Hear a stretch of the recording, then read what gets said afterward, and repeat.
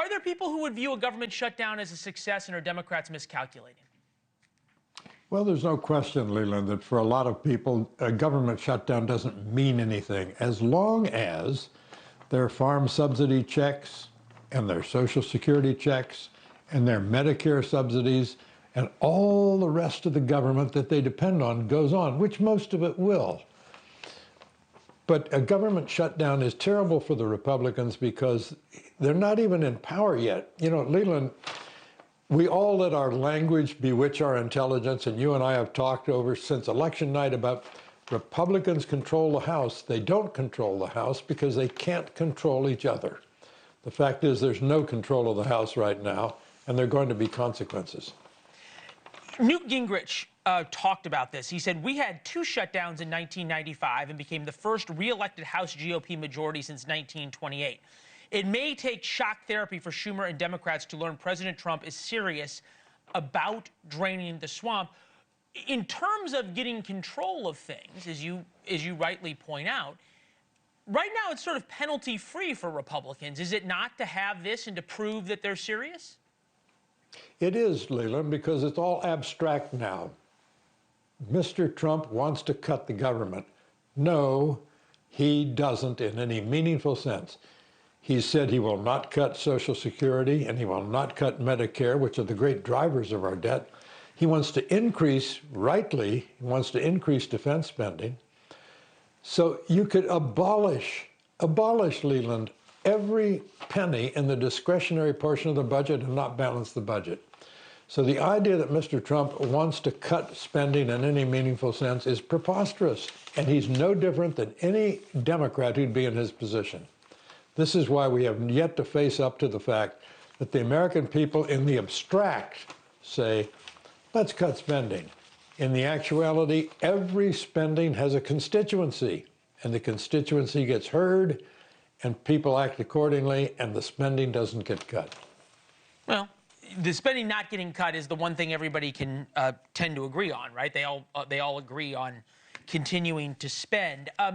It's interesting where the White House is focused in terms of their response. Joe Biden, nowhere to be seen or heard from lately. But the White House and Joe Biden are not focusing, the White House, Biden, and Democrats are not focusing on Donald Trump. They're focusing their sort of ire on Elon Musk. Take a listen.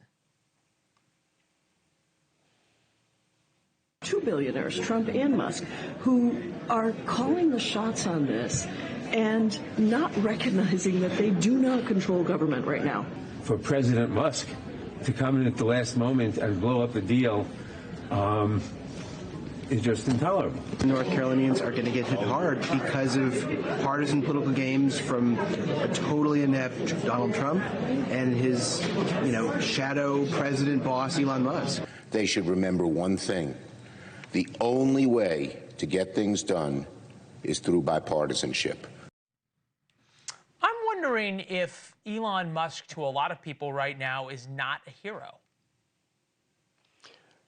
Leland, let me make a prophecy. Political prophecy is optional folly, but I'm going to do it. 6 months from now, Mr. Musk is going to be gone. When you heard that Democrat there saying, President Musk, we know what the President-elect Trump was thinking about that. He's not going to share the spotlight. That's not part of his repertoire.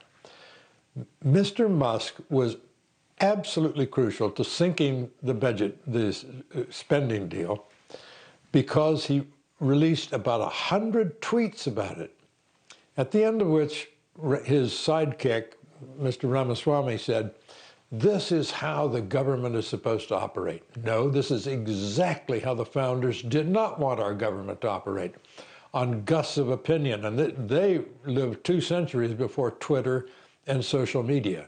But the idea that our government should be operated by a few people in Washington generating gusts of public opinion with tweets, many of which, by the way, by Mr. Musk were simply factually crazy. The idea that the bill contained a 40% increase in congressional pay is nonsense. It was 3.5%. So what we're witnessing right now is government by people who are not in government yet.